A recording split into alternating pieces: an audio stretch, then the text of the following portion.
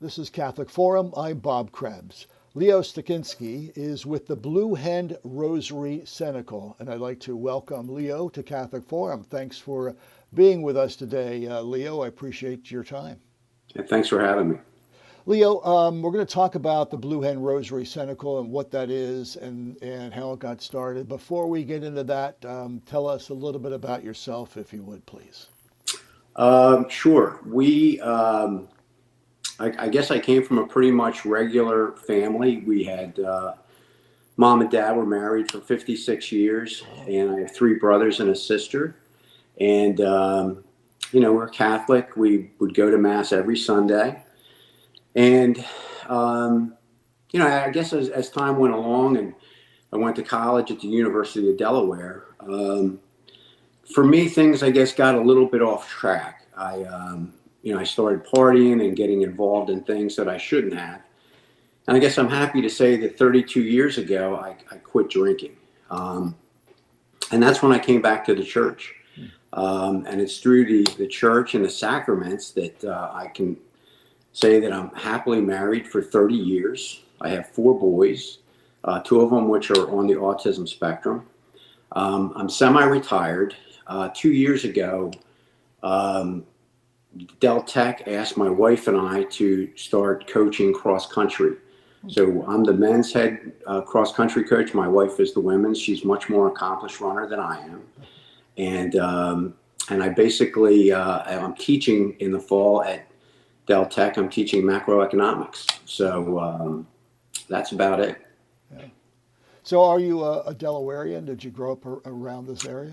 1964, my dad was a football coach and teacher, and he came to the old Delaware High School, which used to be down by the Delaware Memorial Bridge. I think it's a middle school now, but that's what brought us to Delaware. So I've been here almost my whole life. Yeah.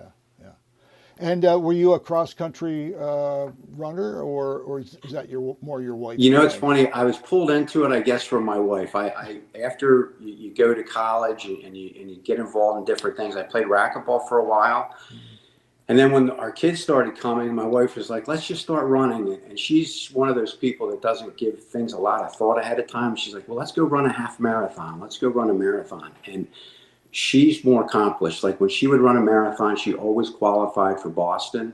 And so she ran Boston a couple times. So like I said, she's much better than I am. Yeah, that's cool. Yeah. So Blue Hen Rosary Cenacle, what is that and how did it get started? So I guess to start off with, obviously, the Blue Hen is the Delaware mascot. So we go to the St. Thomas More Oratory, which is the Newman Center. And it's something that I guess has been a work in progress. So I have friends. I have a friend, Stan Cochran. He had four girls that went to the oratory when we would go to Mass, and I had four boys. And we would, strike up conversations, and our kids were little at the time. And another friend, Steve Baylog, and as our kids got older, we would just worry about the fact that they were maybe not going to church as often or getting involved. We were just worried, just like parents are. And so as that kind of moved on, we got Father Jasper, who's the new pastor at the St. Thomas More Oratory. And he says, what can we do for the kids? What is it that we can do for the kids?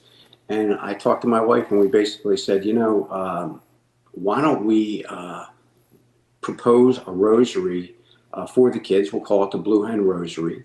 And a funny side note is the fact that when my wife and I, when we first met, she wasn't Catholic, and we started doing the rosaries. The foundational mystery for our rosary is the fifth joyful mystery. And when we would do that, I was kind of teaching my wife how to pray the rosary, she would laugh every time. And she laughed because, if you have a kid and you've lost a kid for 10 seconds, for a minute, you're beside yourself. But Joseph and Mary lost the Messiah for 3 days. And so that's a big, I don't know if I want to say screw up, but we were kind of laughing. Forgive me, God, for saying this, but we would laugh at it. But as we continued on, and we would pray it. You try to unite to Joseph and Mary, and basically the fear that they had and the fear that we have as parents, worrying about our kids. Everybody worries about their kids, and everybody loves their kids. So it's just one of those things that we've kind of laughed at, but so Well, a little side note. it's something that everybody can identify with. I mean, Sure. that's a parent's worst nightmare is Right.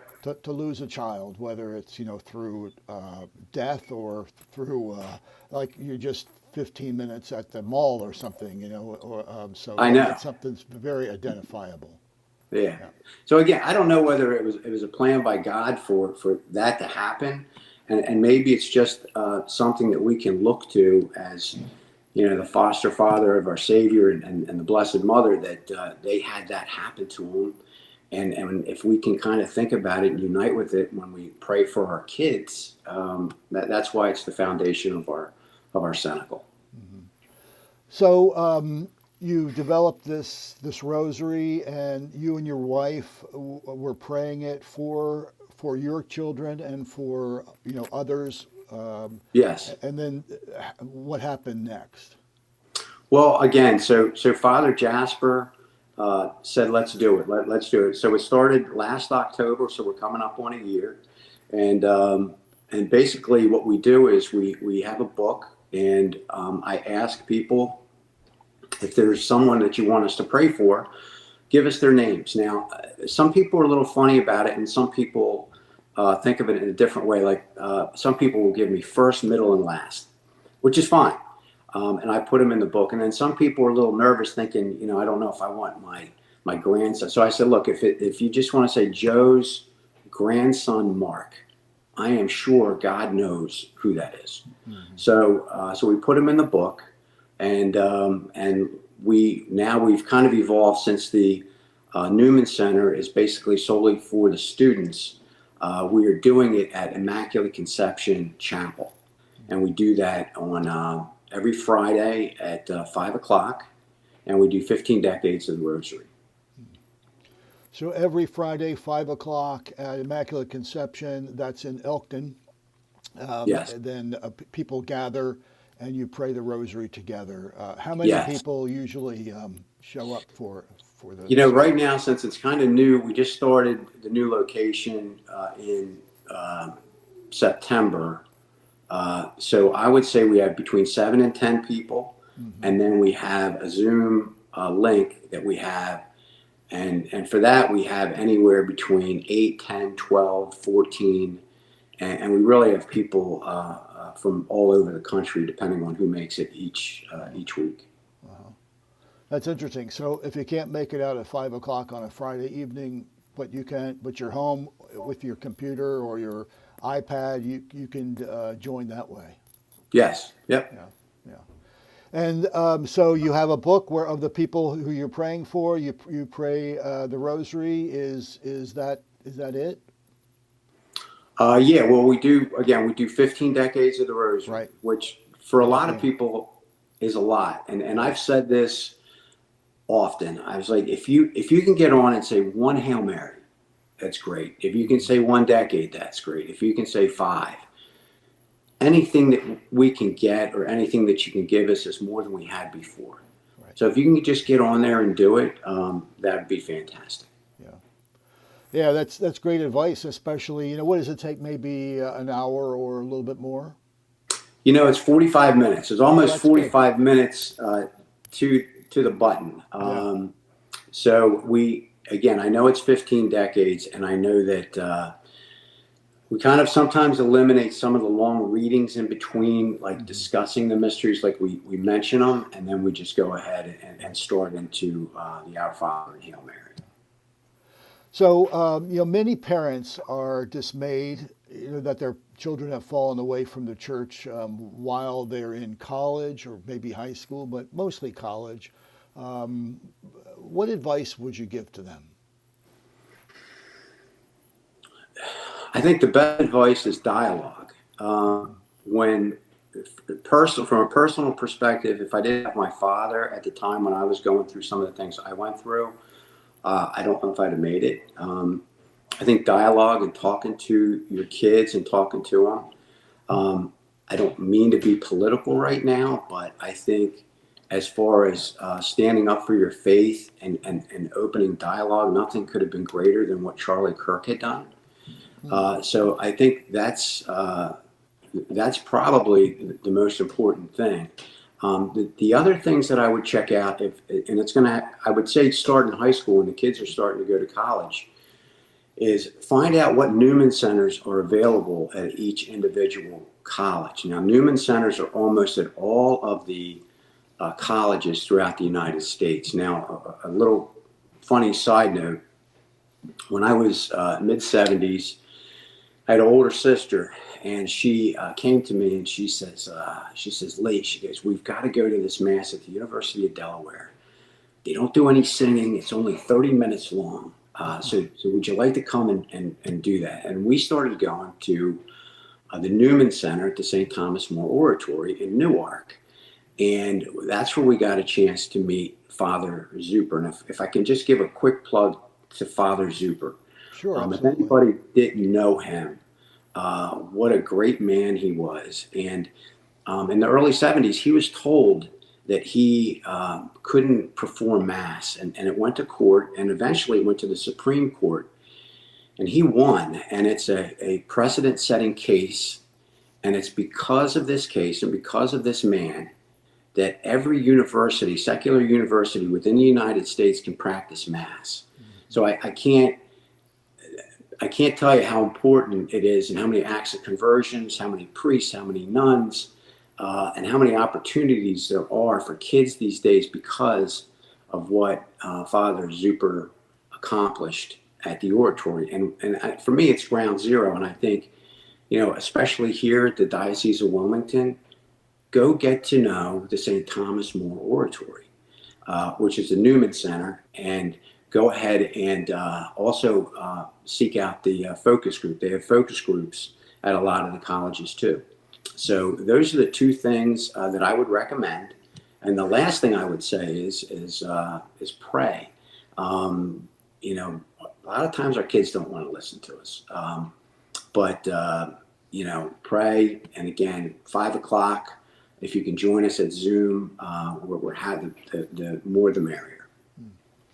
Leo, can you share any success stories on how the Cenacle has had an impact, or is it a little bit too early to tell? No, actually, as I'm thinking, I believe it or not, I think I have 4. Wow, great. So I have a friend in Costa Rica who's on our Zoom session every Friday. His name's Bill Hawksworth, and his daughter Laura lives in Chicago. And he never said to her that he was doing this Rosary Cenacle on Fridays. And out of the blue, he was talking to her, and she told him, she says, Dad, I started praying the Rosary again. She was brought up Catholic and I guess fell away. And out of the blue, she felt compelled to start praying the Rosary. And it just didn't stop there. She said that her daughter had got injured, and she hurt her ankle, and she was in the hospital. And she heard her mom whispering outside her room. And she was like, Mom, what are you doing? And she's like, I'm praying the Rosary. And then when they got home, she did it again, and she came out and she says, Mom, I don't know what it is, but I have to learn how to pray that Rosary. So it was kind of a little bit of a trickle down effect. Right. And then a friend of mine, Steve Baylog, his nephew, he's in our listed in our book, and he didn't realize that he was that faithful. But they started at the University of Michigan a Knights of Columbus group. The patron saint is Saint Carlo Acutis. Mm-hmm. And on top of it, him and the guys that created this Knights of Columbus went to Rome for the beatification of Saint Carlos Acutis. So that's the second one. The third one here is I have a friend his daughter and son-in-law had a child about 1.5 years ago, and they hadn't gotten their child baptized, which was driving my friend crazy. And I just found out the other day, he told me that October the 25th, he's going to be baptized. So, Wow. so that's a pretty big thing for him. Yeah. And then finally, I have a friend in Texas that his son and wife and granddaughter were going to a secular church, and he was okay with it. He was like, this is fine. They're practicing Christianity. They're practicing their faith. I wish they were back at our church, but it is what it is. I'll take what I can get at this point. And he heard from his son. He says, I decided I'm coming back to the church. I'm going to mass on a regular basis. And he says, and your granddaughter this spring is going to get her first Holy Communion. Wow. So he was tickled to death with that. So I guess I would call those some success stories. Oh, absolutely. I mean, your group's been meeting for just a year, and to have four right off the top is quite impressive. It really shows the power of prayer, the power of the Rosary, and how we can really make a difference through prayer. Yeah. So, how can we get more information about the Cenacle, or how can we participate? You said it's 5 o'clock at Immaculate Conception Church in Elkton, Maryland, in the chapel. Right in the chapel. And you can join with Zoom as well, correct? Right. So you can come to the chapel at 5 o'clock, which is great. And then Zoom, if you don't have the Zoom link, I would ask any parish here in our diocese if you can put it in your bulletin or put it in your flock note with our link. I'm happy to give it. My email is bluehenrosary@gmail.com. So if you don't have the link, or if you want to give us the name of someone who's suffering, and it doesn't have to be only Catholic. I mean, if there's someone who's suffering, that has addicted to drugs, or just having issues, or just lost in this world, which I understand, please send me an email, and we'll pray for that person, and we'll put it at the altar when we do our prayers. Okay. We'll put the link in the description of this video and the description of the podcast, so okay, that's great. Have it that way as well. Yeah, that's awesome. Anything else, Leo, you'd like to tell us about? No, that's about it. I'm very grateful that you guys have brought me here and allowed me this platform to be able to talk to everybody. And again, if I'm a person that can do this, I guess anybody can. And like I said, please, I'd just love for this to just get expanded as far as we can. I think there's a lot of different purposes out there. Some people have pray for abuse or cancer or different things. And this is something that's been, I feel is necessary for me to do. And I'd just like to have as many people as we can praying for our kids. Yeah, absolutely. Leo Stasinski, thanks so much for being with us today on Catholic Forum, and may God continue to bless you and your group. Thank you. Thanks, Bob.